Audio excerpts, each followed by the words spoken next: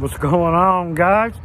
Today I want to talk about what will these funds look like when the market eventually starts going down or corrects. What are these funds going to look like? I got some things I want to talk about there.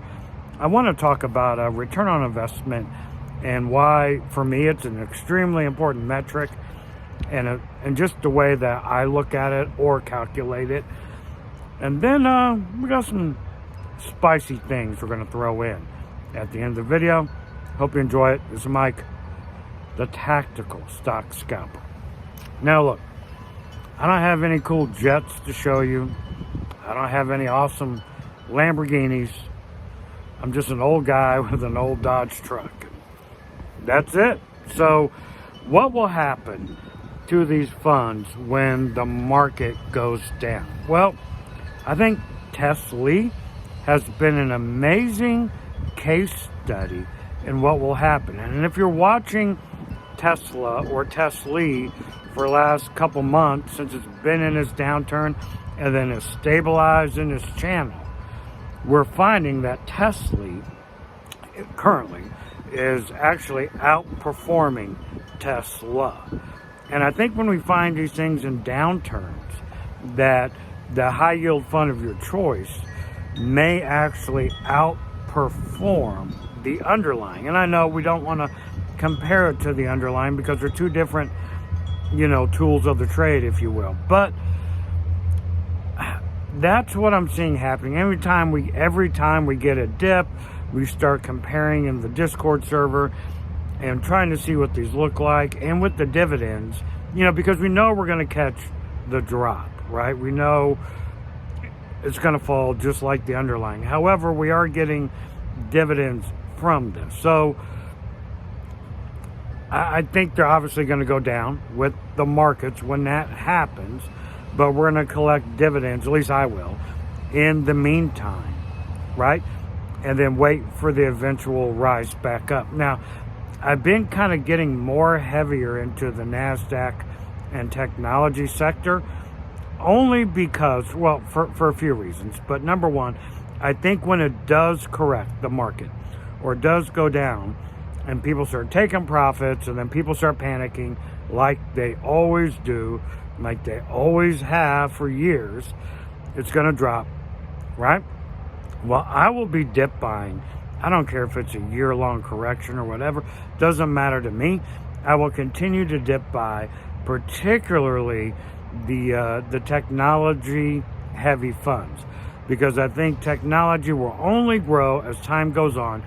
And to me, it's nothing but dip buy opportunities for the long run when this happens. So for me, if that happens, it's nothing but an opportunity. And I know it's going to freak people out when a correction does happen.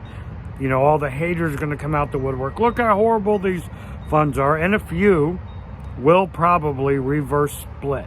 So that's something you need to know as well. But for me, it's okay.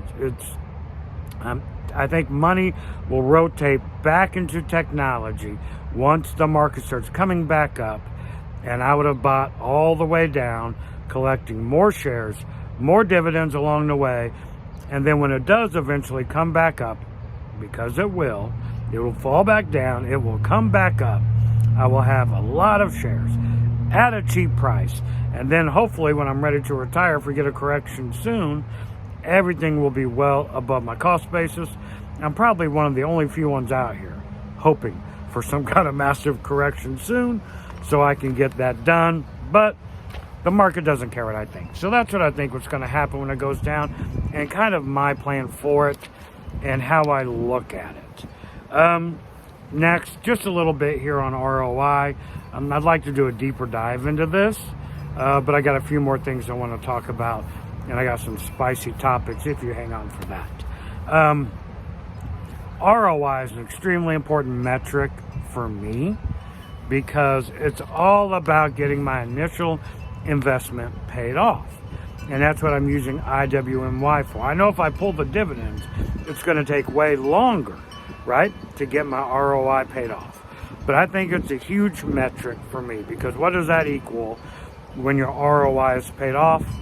free money, right? That's what it equals. I don't care how you slice it, what you want to call it, whatever. That's the reality of it. Yes, I know you have to pay taxes. That's life in the great USA, right, baby? You got to pay taxes. So, despite that, it's free money. So, it's an important metric for me. And how do I measure it? Well, just like my business. When I buy a piece of equipment for my food business, it doesn't matter it could be a shaved ice machine for snow cones or, a pretzel warmer. It doesn't matter what the equipment is. But when I buy the equipment, I log it into my spreadsheets, what my initial investment is, and then I keep track of how many I've sold of that particular food item to get my return on investment paid off. And I do the same thing with my high yield funds or even my low dividend funds. It's all about, for me, and how I measure it, the capital I've put in it out of pocket. And that's it. If I put $100 into something, let's just throw out a number. If I put $100 into something, all I care about is when I will get that $100 back from dividends. Now, I also sometimes buy options, sometimes I sell options. When I make profit from those, I put that profit into shares. That's money not coming out of pocket to me. So I don't even count that.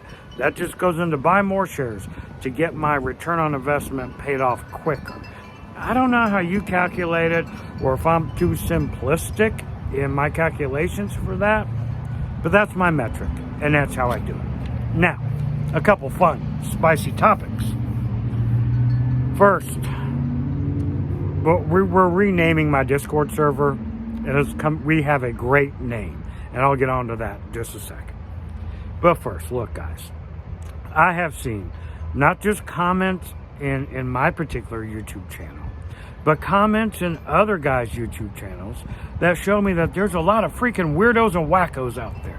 Just some freaking nutcases. I mean, case in point, there's a guy who, he's in a Discord server that I'm with, and he was kicked out of another one, but he's in one. He creates different YouTube channels, and then he hides behind them, and he will bash other, YouTube presenters, and he'll actually go into servers under a fake Discord name, if you can believe this, record it, and then send it to another YouTuber so that guy can make a video on it.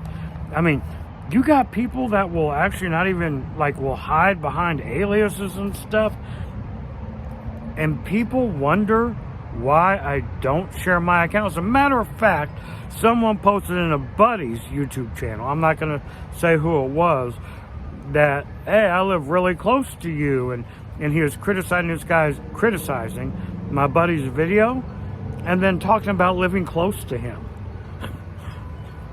There's a reason why I don't share my account, and that's why. It's not worth it. The risk outweighs what's the reward if I share my account on YouTube. I get a few more views and make $3, right? I mean, I get some internet attention. Guys, it doesn't matter to me. I don't want anything happening to my family or anything, and maybe I'm being overly cautious, right? But that's okay. I'd rather be overly cautious than not. So no, I'm never to the people, well, it's actually one guy ever who always says, Mike, you don't share your account, your videos aren't worth watching. Don't watch them. Period. Don't watch my content because I'm not going to share my account. I don't want anyone to know how much I have. It's not your business. So there's that. And now another spicy take. I want to rename my Discord server. If you'd like to be on my Discord server, let me know. I'll in the comments, and I'll give you a link to it. I think we have found one of the most perfect names for a Discord server that would really, really, truly make everybody salty and make everybody mad. And we found it funny. So what do you think of this Discord server name? The High Yield Cult. Forget the nav. It's all about the free money. I like it. If you have an idea for our Discord server name, please leave it in the comments as well. But guys, it's got to be spicy and it's got to make us laugh and make everyone else mad. This is Mike. Just a guy in an old Dodge truck. Out.